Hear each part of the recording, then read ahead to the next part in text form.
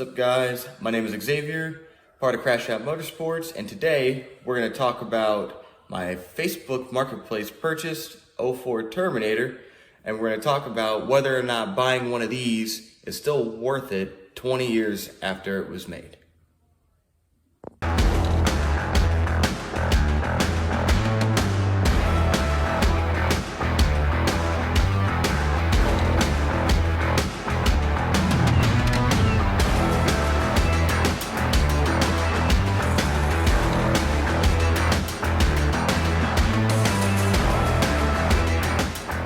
So just a couple things about the car. So I've had this car for about 4 months now and bought it off Facebook Marketplace for about 26 grand. So it wasn't the most expensive Cobra that you can find. It has about 74,000 miles on it. And when I got it, it had all of the basic stuff done, like smaller pulley, some light suspension work. It has some lowering springs from H&R, and the paint was in pretty decent condition. But there were a couple things that I also ran into when I bought the car off Marketplace that were issues, but I'll talk about those a little bit later in the video. But yeah, this car is pretty quick. It was pretty well put together. Had some small issues, but overall, out of the box, she was a pretty good example at a price range that I figured was pretty fair.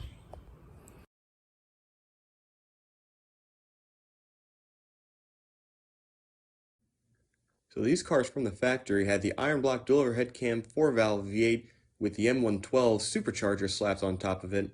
It was putting out about 390 horsepower and 390 pounds of torque. It came with a T56 6-speed transmission with an aluminum one-piece drive shaft, which was a lot stronger than the TR3650s that they were running in the standard GTs. They also had the 355 gears, Bilstein shocks, and bigger Cobra stamped front brakes and bigger rear brakes as well.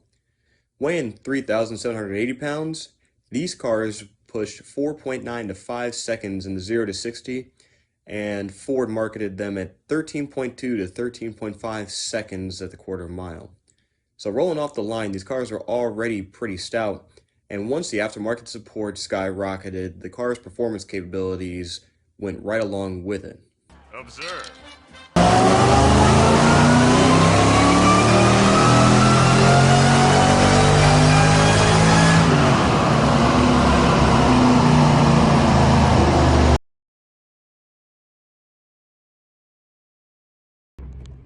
So a couple things about the styling with the Terminator is, of course, the '03 to '04 Cobra bumper with the different fog lights. It's got the grill delete and the Terminator symbol, and the bumper is a little bit wider to accommodate the intercooler that runs right behind the front bumper.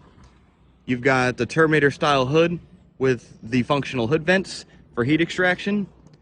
I've got the 17x9 classic 5-spoke Terminator wheels, and in the rears I'm actually running 17x10.5 replicas so I could have some wider tires in the back.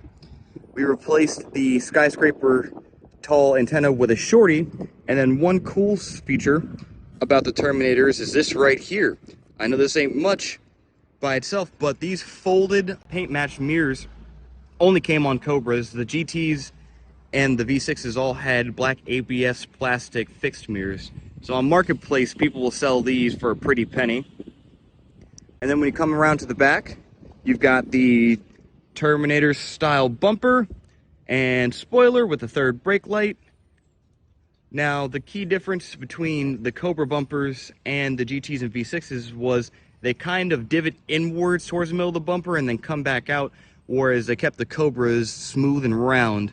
And that's one key detail that I really like about the Cobra style. And then all the other small accents like the side skirts, you've got different fender scoops, you've got the Terminator badging that sits on the front fenders, and all of these styling cues really help this Mustang stand the test of time in terms of aesthetics, because in my personal opinion, these are one of the meanest and most aggressive Mustangs that you can buy just out of the box that has this level of aggression and beauty to its styling.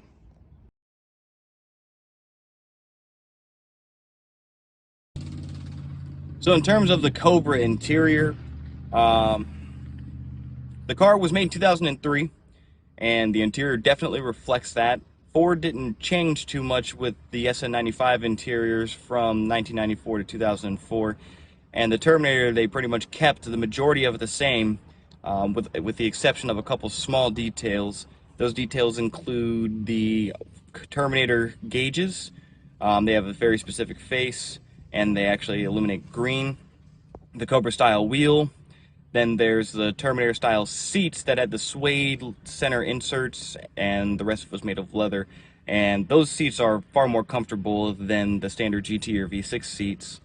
And beyond that, it's a pretty basic Spartan level interior. So the interior has not stood the test of time in the same regard as the exterior, in my opinion. So compared to, like, say, a modern day vehicle, the amenities just aren't there.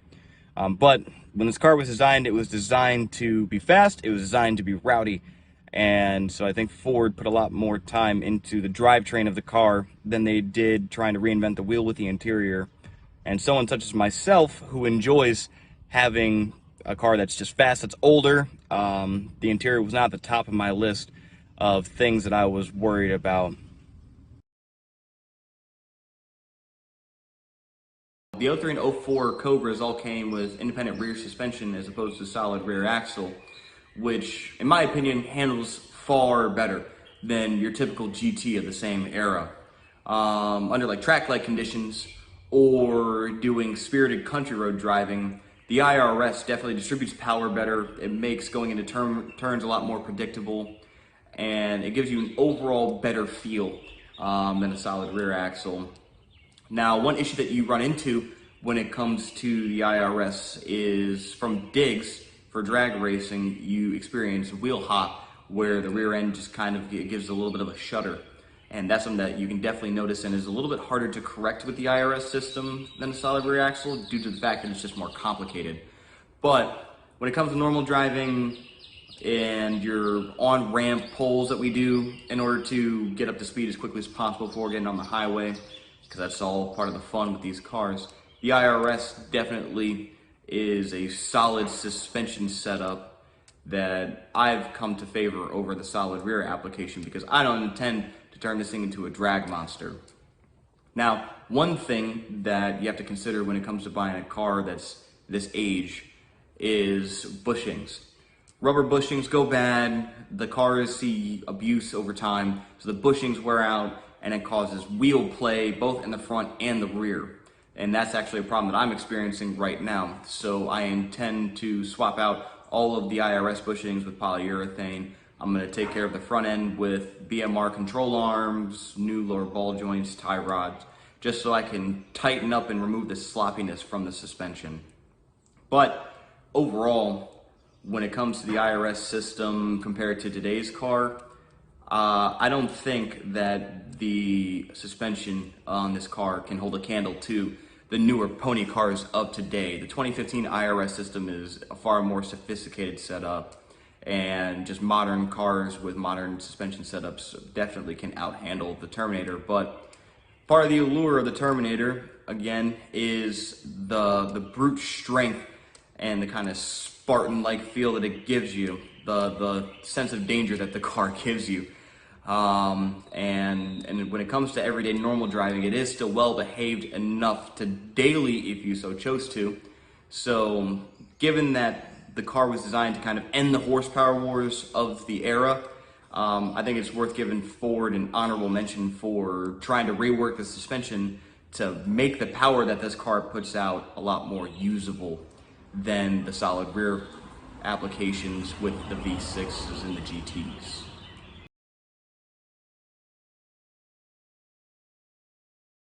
So now, one of the most fun things to talk about when it comes to the Terminator Cobra is, of course, the engine.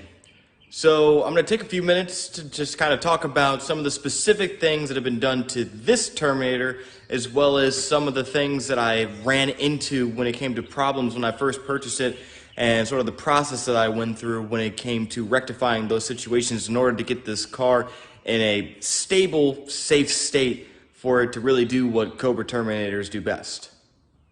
So when I first bought this car, there wasn't much that was really done to it in terms of modifications. The supercharger was worked on by a company called Stagmeyer, and it had been ported, and it has bigger overdrive gears on the inside of the blower, and it had like a 3-inch pulley when I first bought it, but the rest of it was pretty much an OEM setup. The PCV system had been deleted and the EGR system was deleted, but that wasn't done correctly because I ended up having a big nasty hole at the bottom of the intake manifold because they didn't plug that when they removed the PCV system, so I had a huge vacuum leak.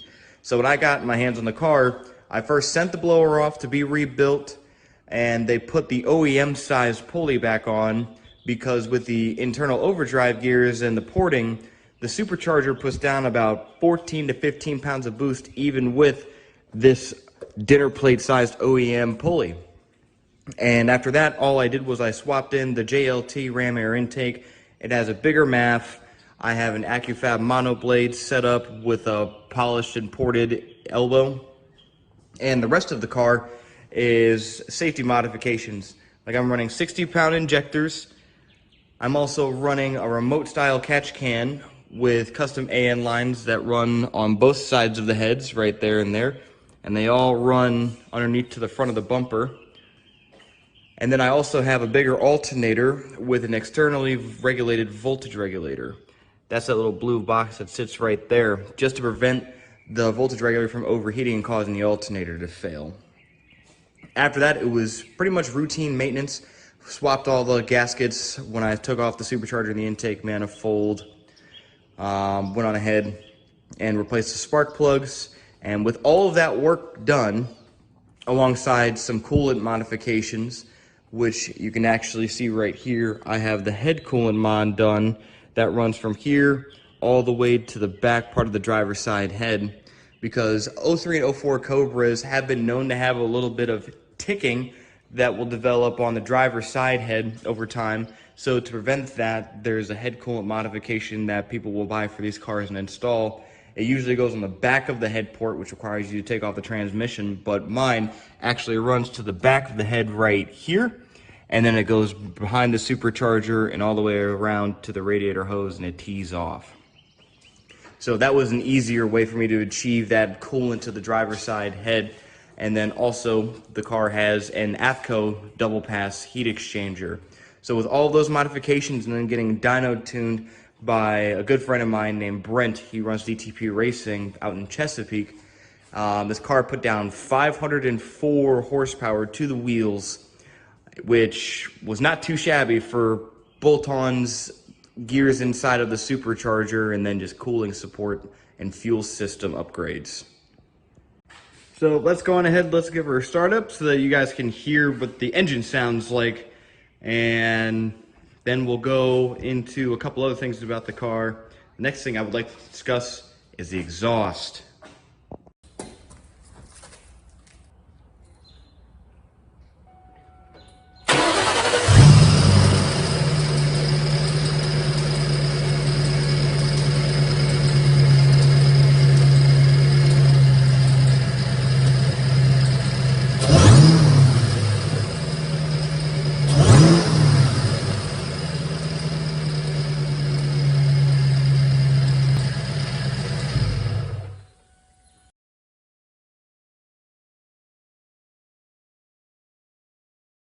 So the next thing that we're going to talk about with this car is the exhaust. Now, I'm going to let the car do the majority of the talking in terms of how it sounds, but just to give a quick run through of the exhaust setup that it has right now, it has stock headers, it has a stock H-pipe with the rear cats cut out and piping welded in, and then it's running an SLP loudmouth catback. Now, of course, another small detail that Ford put with the Terminators is the under axle exhaust wraparound. So that's one of the key small aesthetic touches to the Terminators, where you can actually see the piping from under the car, and I think it looks really nice. But let's go and let's look through a couple clips and listen to how this car sounds with some revs, and then I'll talk about how that compares to today's cars.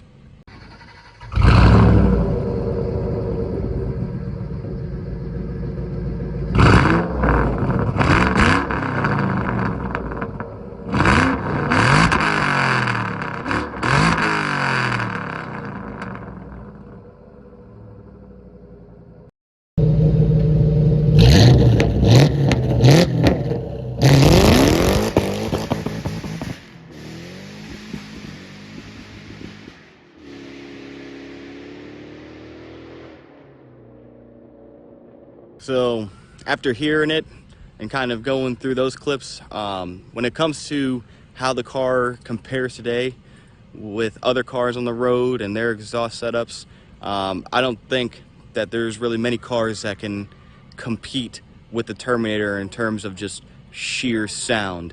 Not just in terms of volume, but it just has that classic deep muscle car rumble that you're just not going to get with Coyotes these days. And I'm not trying to hate on the Coyote exhaust setups. I love the Coyote motor. Think it's a super advanced one, and the exhaust notes within themselves are awesome.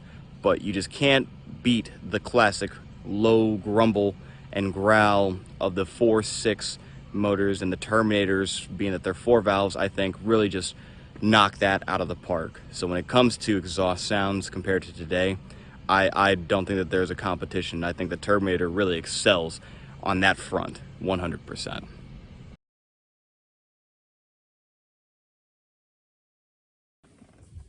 All right, let's go on ahead and let's give this thing a quick little drive. There we go.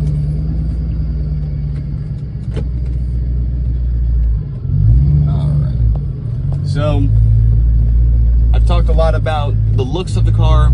I've talked a lot about the numbers, the exhaust, the suspension, but the experience of driving this car overall in 2025. I personally like the classic feel to it. I mean, the interior looks the way it does, but everything about this is analog. I feel like I'm in complete control. It's not that the car drives for me.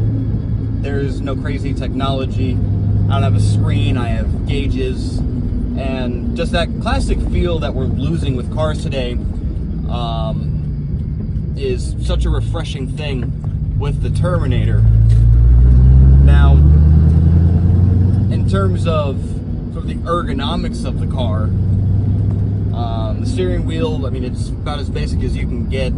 It's premium leather compared to the cheaper plastic that they used on the GT wheels that tended to rip and fade over time. And one thing that people complain a lot about these cars is the transmission and sort of the feel. It's got a very heavy clutch. You really got to work the gears. But I personally enjoy that part of it. It's actually kind of funny getting out of this car and then jumping into my dad's GT and almost pushing the clutch to the floor, just because of how soft his clutch is by comparison to the Terminator. And that's kind of a little couple downshifts. But everything about this car with the sound, you can hear the motor. And I'll do a quick pull in just a second once I can get out of this residential, because children are at play. But you can constantly hear the blower. When it really gets in the boost, you get that classic Terminator whine that people love. And it's something that you can hear from the car from the outside, and you love to hear it on the inside. So let's go on and let's take this left.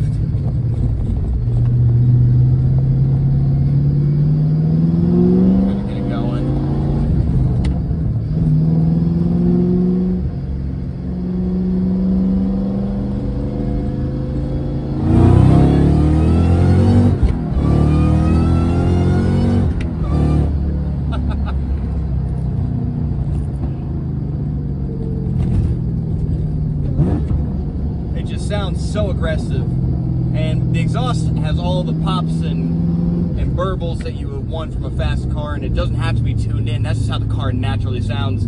That's another common thing that people notice, is that you don't have to tune these cars to make all of the cool exhaust notes. It just does it. So overall, when it comes to how this car compares to a normal GT S650 or S550, or if you want to put apples to apples with the S197, I think this car definitely still holds its own, and even after 20 years since its production, still garners a lot of attention. It gets respect. People will talk about this car with you wherever you go. I've been stopped at gas stations plenty of times just to discuss this car because so many people instantly recognize what it is when they see it. So if I wanted a car that was super comfy and talked to me and showed me how far I was, then I wouldn't have purchased one of these. But I like being a driver, and this car is, I think, more tuned for the driver experience. That raw feeling of you must control, everything is analog, and if you don't do the right thing, the car will let you know. It won't correct it for you. So that's kind of my 2 cents on the Terminator and sort of where it sits today. Again, my name is Xavier from Crash Out Motorsports. Thank you for taking the time to watch this video. This is, of course, my first video, and so if you got any feedback or suggestions, leave them in the comments.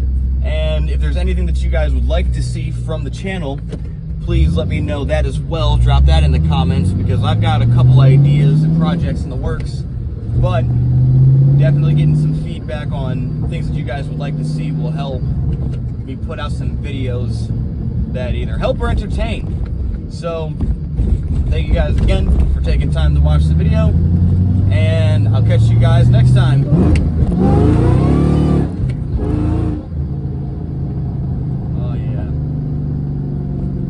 Can't get better than a Terminator.